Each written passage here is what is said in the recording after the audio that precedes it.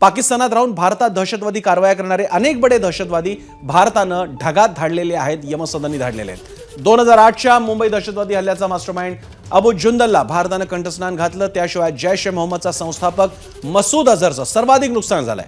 अझरचा सर्वात मोठा भाऊ आणि कुख्यात दहशतवादी रौफ असगर सह हाफिज मोहम्मद जमील हाही ठार झालाय। त्याचा मेहुणा मोहम्मद युसुफ अझरलाही कंठस्नान घालण्यात आलंय। याशिवाय लष्कर ए तोयबाचा खालिद उर्फ अबू आकाशा, जैश मोहम्मदचा हसन खान या हल्ल्यात ठार झालाय। त्यामुळे पाकिस्तानी दहशतवादी संघटनांचे बडे बडे म्होरके जे पाकिस्तानात राहून इथं दहशतवादी कृत्य करायचे ते आता संपलेले आहेत। सोमेश कोलगे आपले दिल्लीहून प्रतिनिधी अधिक माहिती देत आहेत। सोमेश, नक्कीच भारतीय सरकारकडून याविषयीची माहिती अधिकृतपणे जाहीर करण्यात आलेली आहे की कोणाकोणाला कंठस्नान घातलं 7 मे रोजी।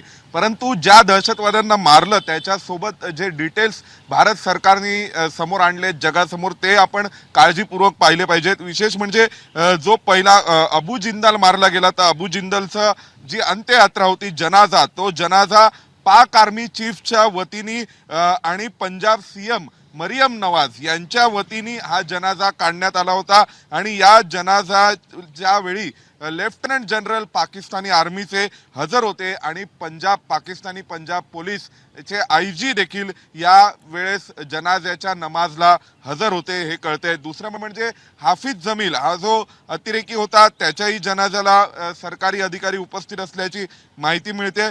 त्यासोबत आणखीन एक महत्त्वाचं म्हणजे मोहम्मद हसन खान जैश ए मोहम्मदचा होता, तर याच्याही जनाजामध्ये हजर असल्याचे सरकारी अधिकारी माहिती मिळते। आणि अबू आकाशा याचा जनाजा हा फैजलाबादमध्ये निघाला आणि फैजलाबादमध्ये डेप्युटी कमिशनर तसंच त्यासोबत पाकिस्तानी आर्मीचे सिनियर अधिकारी या जनाजामध्ये म्हणजे यांच्या अंत्ययात्रेला उपस्थित होते। भारताने प्रखरपणे सरळ म्हटलेले एक अबू आकाशा खालिद आणि दुसरा मुदस्सर या दोघांच्या जनाजाला पाकिस्तानी आर्मीचे अधिकारी उपस्थित होते हे भारताने म्हटले। याचा अर्थ भारताकडे याविषयीचे पुरावे आहेत, ते व्हिडिओ फुटेज असू शकतात, ते फोटो असू शकतात। आणि आता भारताकडून जी तयारी होते ही माहिती जगासमोर आणून ती म्हणजे पाकिस्ताननी आता दहशतवाद्यांच्या विरोधात ते काय करणार, काही दहशतवादी आम्हाला देणार का आणि या वाटाघाटी होतील तर त्या अशा मुद्द्यांवर होतील असं दिसतंय। पाकिस्तान हा दहशतवाद्यांसाठी स्वर्ग आहे आणि ही गोष्ट वारंवार भारत सगळ्या जगासमोर आणतोय जेणेकरून आंतरराष्ट्रीय स्तरावर कोणालाही पाकिस्तानची मदत करणं शक्य होणार नाही।